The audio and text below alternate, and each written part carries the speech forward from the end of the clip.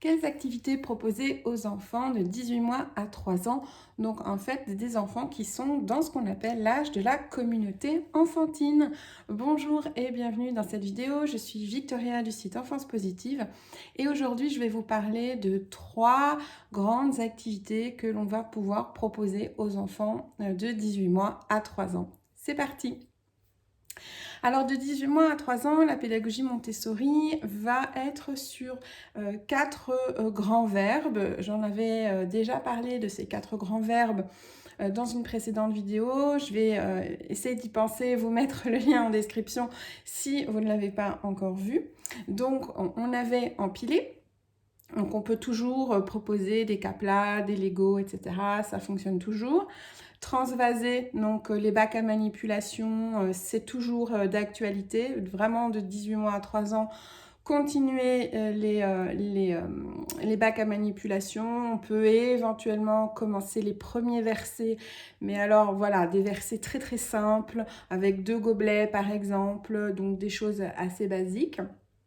On avait transporté, donc transporté dans la vidéo sur les enfants un petit peu plus jeunes, je vous avais conseillé le chariot de marche. Ici, ce qui fonctionne bien de 18 mois à 3 ans, ça va être les petits sacs à main, les petits cabas. Donc empiler, transvaser, transporter et encastrer. Et donc typiquement en 18 mois, 3 ans, les puzzles, très intéressant. Mais si vous n'avez pas vu ma vidéo précédente, donc sur les activités pour les enfants de 12 à 18 mois, je vous conseille d'aller jeter un petit coup d'œil parce que j'explique un truc super important justement concernant les puzzles pour éviter de mettre l'enfant en difficulté tout simplement. Je vous laisse regarder tout ça par vous-même. Là, maintenant, dans cette vidéo, on va aller plus loin et je vais vous parler vraiment des 3 grandes catégories, enfin de 3 grandes activités Montessori qu'on peut proposer à des enfants de 18 mois à 3 ans. Comme d'habitude, ce sont des activités que j'ai testées avec mes enfants, mais aussi avec les enfants avec lesquels je travaille et qui sont des activités que les enfants adorent. Alors, de 18 mois à 3 ans, première activité, on va avoir un challenge autour du vocabulaire, autour du langage, tout simplement parce que ça va être la phase pendant laquelle le langage va connaître sa première explosion.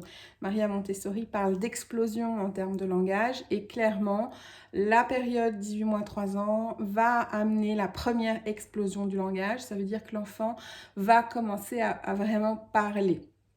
Donc du coup ici, on va avoir un challenge qui va être d'enrichir un max son vocabulaire. Donc ce challenge-là, on va l'avoir tout au long de la vie, bien évidemment. Et ça commence vraiment en 18 mois, 3 ans. Je ferai d'autres vidéos justement sur la lecture et l'importance du vocabulaire que ça va avoir pour l'apprentissage de la lecture. C'est colossal, mais j'aurai l'occasion d'approfondir ce sujet dans une autre vidéo. Comment est-ce qu'on va pouvoir développer le vocabulaire de l'enfant? Déjà, ça va passer par notre propre vocabulaire, donc de veiller à ce qu'on ait un vocabulaire riche, un vocabulaire étayé, qu'on parle pas gnangnan, qu'on n'essaye pas toujours de simplifier les mots de vocabulaire. Ça, c'est la base. Et au niveau des activités, 18 mois 3 ans, c'est l'âge des images classifiées. Donc les images classifiées, c'est quoi? Donc ce sont des petites cartes de 14 par 14 cm sur lesquelles vous allez mettre des photos idéalement plutôt que des images, des photos rassemblées par thème. Donc en fait, en gros, on va recréer un imagier mais en format carte quelque part. Donc on n'est plus dans le format livre de l'imagier, mais dans un format carte. Et on va les classer par thème. Donc ça peut être le thème des animaux de la ferme, le thème des vêtements, le thème des ustensiles de cuisine. Partez de ce qui intéresse votre enfant. C'est la base de la pédagogie Montessori.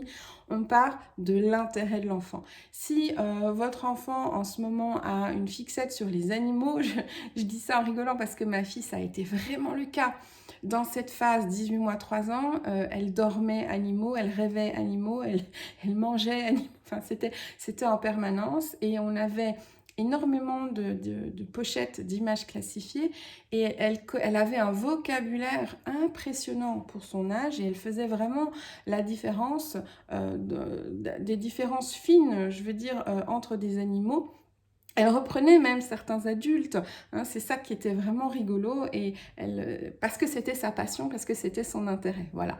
Donc ça ne veut pas dire que vous devez faire des images classifiées sur les animaux, vous partez de ce qui intéresse votre enfant. Et donc on va faire un ensemble de 5-6 images au début, et puis après, quand il est sur ses 3 ans, on peut aller jusqu'à 8-10, maximum 12 images, n'allez pas au-delà, ça fait beaucoup. Moi, mon chiffre fétiche, c'est 6. Je préfère n'avoir que 6 images dans ma pochette et changer régulièrement mes images dans ma pochette. Parce que comme ça, on reste sur un nombre qui est facile à manipuler, on n'en met pas partout, ça ne s'abîme pas. Donc mon conseil, c'est d'aller jusqu'à 6. Juste petit conseil encore, lorsque vous allez chercher vos images, essayez que vos images soient sur un fond blanc, donc il n'y ait pas tout le contexte derrière, parce que ce qu'on veut, c'est que l'enfant focalise sur le mot de vocabulaire et pas tout ce qu'il y a autour. Donc, les images classifiées, on s'en sert comment? Eh bien, tout simplement, 18 mois, 3 ans, on ne se prend pas la tête à faire des présentations. On est dans un échange vivant, ludique avec l'enfant. On lui demande s'il connaît le mot de vocabulaire. S'il ne le connaît pas, on lui dit, on raconte des histoires, racontez des histoires. Donc, mettez là pour le coup du contexte, mais en histoire par rapport à cet objet.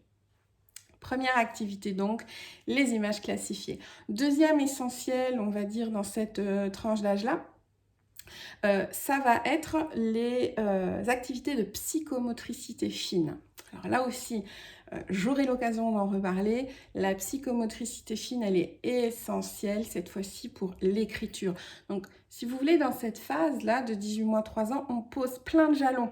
On pose vraiment plein de bases pour les apprentissages futurs. Donc, c'est colossal. Ici, les activités de psychomotricité fine, on n'en est pas forcément encore à de la vie pratique, voilà, de façon claire comme on le vivra en 3-6 ans, mais ça va être important d'aller par exemple proposer une petite boîte pour enfiler des perles, d'aller proposer par exemple un carton, vous récupérez un carton, vous faites une fente et vous proposez à l'enfant d'y glisser des enveloppes. Vous pouvez aussi très bien prendre un pot à crayon, le retourner et proposer des élastiques, et pour que l'enfant mette les élastiques sur le pot. Vous pouvez prendre des cotons-tiges et des pailles si vous en avez encore et insérer le coton-tige dans la paille. Enfin voilà, il existe plein d'activités pour faire travailler les petits doigts. C'est très important pour délier les doigts. Pour écrire, on va être obligé, j'en reparlerai, hein, mais justement d'avoir une bonne dextérité au niveau des mains. Donc, deuxième catégorie, on va dire, d'activités, j'en ai cité plusieurs, la psychomotricité fine. Troisième catégorie d'activité, on va être sur le sensoriel cette fois-ci. Et là, le sensoriel, il est fondamental également parce que l'enfant apprend par ses sens. Donc du coup, là aussi, c'est un travail préparatoire sur ce qu'on va pouvoir lui proposer en 3-6 ans par la suite, où il va y avoir toute une catégorie de matériel sensoriel. Alors attention, c'était aussi un de mes objectifs dans cette vidéo, hein. C'est trop tôt pour la tour rose, pour les emboîtements cylindriques, pour tout ce matériel sensoriel que l'on voit pour des enfants plus grands, parce que il va y avoir des objectifs particuliers, et si on propose ça à un enfant trop tôt, eh bien ça va... Le moment où il sera capable d'intégrer l'apprentissage, tout simplement parce que c'est une question d'évolution, il n'aura plus l'intérêt sur ce matériel-là. Donc c'est trop tôt, c'est trop tôt, c'est trop tôt. De même que c'est trop tôt pour les nomenclatures. En 18 mois, 3 ans, on reste sur les images classifiées, s'il vous plaît. Sans le texte, j'ai oublié de le dire tout à l'heure, sans le texte. Si vous ne savez pas, les nomenclatures, ce sont les cartes en 3 parties avec une image sans le texte, donc une image non renseignée, une image avec le texte, donc une carte renseignée, et le billet de lecture. On oublie à cet âge-là, communauté enfantine, on est sur de l'image classifiée. Donc finalement, au niveau des activités sensorielles, qu'est-ce que l'on va proposer? on continue sur la lancée des bacs à manipulation et tout simplement la vie, enfin de laisser un enfant jouer dans le sable, de le laisser jouer dans la terre, de laisser creuser, de lui proposer des choses à toucher qui soient riches au niveau nutrition sensorielle. J'aime bien emprunter ce terme à la méthode Snoozelen. Je vous ferai une vidéo, je pense, sur le sujet, comment mixer Snoozelen et enfin Montessori, puis plein d'autres approches, et entre autres Snoozelen. Et donc, l'idée, c'est ça, c'est de nourrir l'essence, d'imaginer que plus vous allez nourrir l'essence et plus l'enfant va apprendre parce que les expériences sensorielles forgent l'esprit de l'enfant. Donc, les bacs à manipulation et puis la vie, tout simplement, de le laisser toucher aux choses. S'il n'y a pas de danger, on est d'accord, hein, mais de le laisser toucher aux choses. On passe souvent notre temps à dire à l'enfant ne touche pas.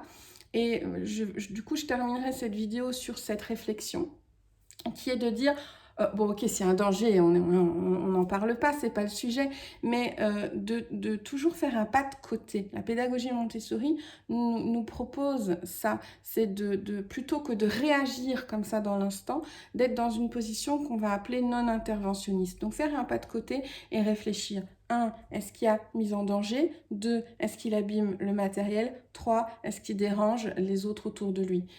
Si les 3 réponses sont non, on laisse l'enfant un petit peu explorer. D'autant que 18 mois, 3 ans, c'est une phase un petit peu sensible, on va dire. Hein. On a vite fait, là aussi, de mettre des étiquettes. J'aime pas les étiquettes. Donc, le terrible tout, etc., etc. Le terrible tout, c'est juste une étiquette. En fait, l'enfant, il est en construction identitaire, tout simplement. Il a besoin de savoir qui il est, il a besoin de développer sa personnalité, il a besoin de désirer, d'être autorisé à désirer et il a besoin d'être autorisé à s'exprimer, exprimer ses opinions.